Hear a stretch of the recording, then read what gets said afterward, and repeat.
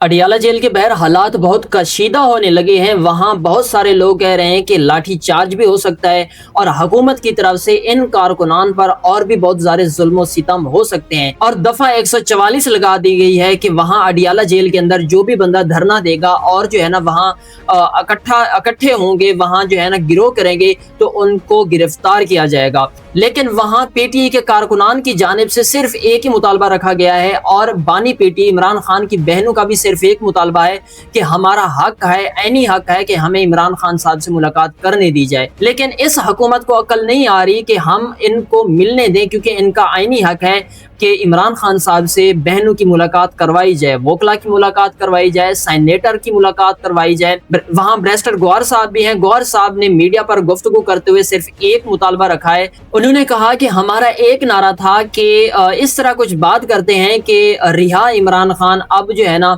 हम सिर्फ और सिर्फ इस बात पर आ गए हैं कि मुलाकात इमरान खान, मतलब कि पहले हम यही चाहते थे कि इमरान खान साहब को रिहा कर दिया जाए, लेकिन अब सिर्फ हमारा एक मुतालबा है कि इमरान खान साहब से मुलाकात करवा दी जाए। लेकिन इस हुकूमत को अकल नहीं आ रही, क्योंकि इसके आड़े एस्टेब्लिशमेंट आ गई है और जो तनाज़ा है वो पीटीआई और एस्टेब्लिशमेंट के दरमियान है। जब एस्टेब्लिशमेंट सामने आ जाए और एक जानिब खड़ी हो जाए तो बहुत मुश्किल होती है। अब इमरान खान साहब के लिए बहुत मुश्किलात बढ़ चुकी हैं।